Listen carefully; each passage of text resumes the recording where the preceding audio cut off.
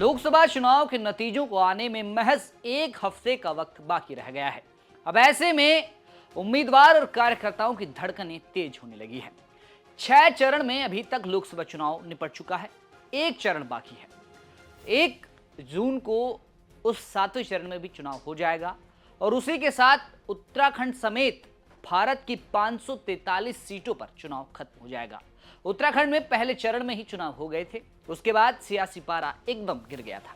लेकिन अब एक बार फिर से सियासी पारा और सियासी गलियारों में हलचल तेज हो गई है, जिसकी वजह है लोकसभा चुनाव का परिणाम। हफ्ते भर का वक्त बाकी है। इस रिपोर्ट में जानेंगे कि किस तरीके से चुनाव घटा और अब किस तरह के कयास लगाए जा रहे हैं। नमस्कार, आप देख रहे हैं उत्तराखंड तक, मैं हूं आपके साथ विजय नेगी। 4 जून को लोकसभा चुनाव का रिजल्ट आना है। ऐसे में अलग अलग राजनीतिक विशेषज्ञ अपने आंकड़े निकालना शुरू कर चुके हैं और दावे अनुमान लगाना शुरू हो चुका है। नतीजा तो 4 जून को आएगा, लेकिन अभी से पार्टी के कार्यकर्ता और उम्मीदवार ये दुआएं कर रहे हैं कि नतीजा उनके पक्ष में आए।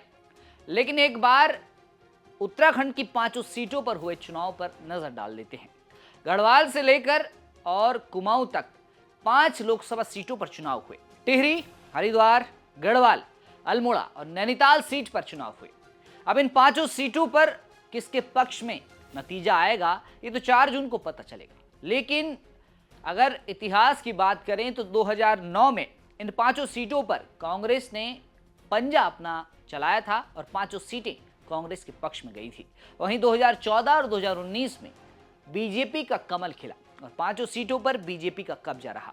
लेकिन 2024 के चुनाव से पहले सरगर्मी तेज हो गई, चुनावी गलियारों में हलचल तेज थी और लगातार कुछ ऐसे नाम आ रहे थे जो बीजेपी की टेंशन बढ़ा रहे थे।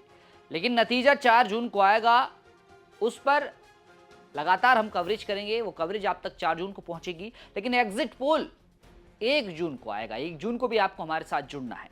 लेकिन एक बार चुनाव की बात कर रहे हैं तो मतदान किस तरीके से 19 अप्रैल को उत्तराखंड में घटा, उस पर बात करेंगे। हरिद्वार सीट की अगर बात की जाए तो हरिद्वार सीट में 2024 में 59.12% मतदान हुआ, जो कि 2019 के मुकाबले काफी कम था। वहीं अल्मोड़ा सीट पर 2024 में 45.41% मतदान हुआ। गढ़वाल सीट पर 49.93% मतदान हुआ। नैनीताल सीट पर 59.99% मतदान हुआ और टिहरी सीट पर 51.74% मतदान हुआ। हालांकि ये आंकड़े बदल गए और जो फाइनल डेटा आया है वो बढ़कर है। अब ये देखना होगा कि इस बार मतदान जो पिछली बार की तुलना में थोड़ा कम हुआ था, उससे फायदा किसको मिलेगा। गढ़वाल सीट, टिहरी सीट, हरिद्वार हो, अल्मोड़ा हो, नैनीताल सीट हो, हर सीट पर कांटे का मुकाबला देखने को मिल रहा है और लगातार कोशिश ये की जा रही है कि जितनी जल्दी ये तस्वीर साफ हो वो आप तक हम पहुंचाएं। इसके लिए इंतजार पार्टी के कार्यकर्ताओं से लेकर उम्मीदवार भी कर रहे हैं, आप भी कर रहे हैं और हम भी कर रहे हैं। लेकिन उससे पहले 1 तारीख को मुलाकात होगी लाइव सेशन के जरिए, जहां एग्जिट पोल में पता चलेगा कि आखिर तस्वीर क्या कहती है, 4 जून को किसके पक्ष में नतीजे आएंगे।